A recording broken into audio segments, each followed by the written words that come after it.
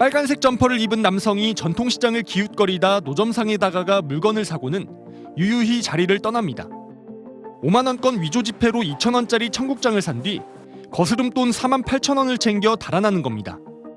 아무런 의심 없이 돈을 받았던 79살의 할머니는 남성이 황급히 자리를 뜨는 모습이 수상해 지폐를 자세히 살펴보고는 경찰에 신고했습니다.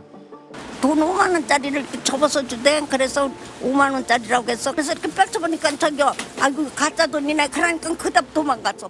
이 남성은 다른 상점에서도 위조 지폐 5만 원권으로 3,000원어치 나무를 사고 거스름돈 47,000원을 받았습니다. 그리고 만 원을 덜 줬다고 우겨 총 5만 7,000원을 갖고 사라졌습니다. 나보고 만 원을 덜고 실어줬대. 손님이 그렇다 하니까 할 수 없이 그냥 만 원 줘. 이달 초 청주의 가장 큰 전통시장에서 고령이거나 바쁜 상인 4명을 상대로 이 남성은 위조 지폐 사기 행각을 벌였습니다.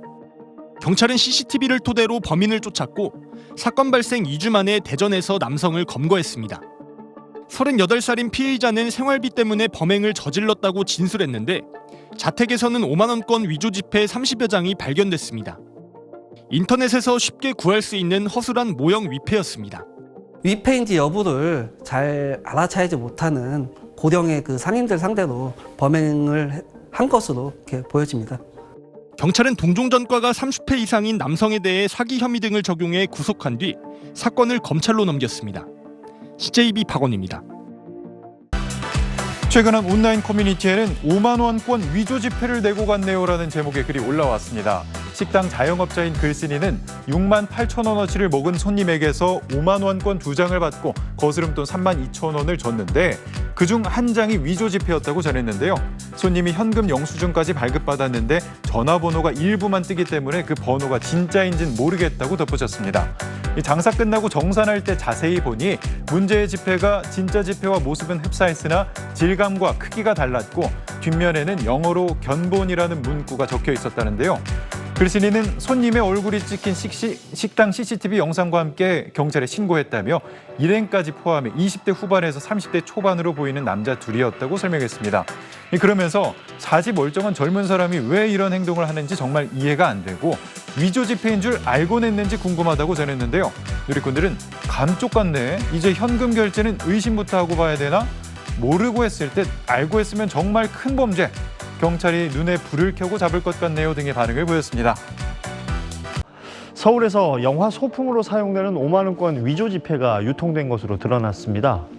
경찰은 이달 초 위조 지폐를 받았다는 서울 동대문구 풍물시장 상인의 신고를 받고 이 위조 지폐를 사용한 혐의로 외국인 A씨를 구속하고 전달책 역할을 한 다른 외국인 B씨를 붙잡아 조사 중입니다. 이들은 친구 사이인 것으로 드러났는데요.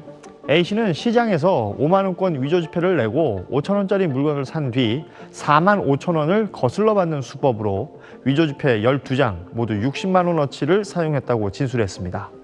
경찰은 이 가운데 넉 장만 회수한 상태인데요. 이 위조 지폐는 언뜻 보면 실제 5만 원권 화폐로 착각하기 쉽지만 자세히 들여다보면 한국은행 총재라는 글자 아래 영화 소품이라고 적혀 있고 부분 노출 은선이 있는 부분에도 흐리긴 하지만 영화 소품이라는 글자가 써 있습니다. 이 지폐는 소품용이므로 사용할 수 없다는 주의 문구도 나와 있고 크기 역시 실제 5만 원권 지폐보다 큽니다. 일반적으로 영화 소품용 위조 지폐는 한국은행의 승인을 받아서 영화사에서 자체 제작하고 폐기할 때도 철저히 점검을 받아야 하는데요. 이번에 유통된 위패는 일반 영화 소품 위조 지폐와는 크기가 조금 다를 뿐만 아니라 한국은행에서 정식 승인 절차도 밟지 않은 불법 제작물인 것으로 확인이 됐습니다.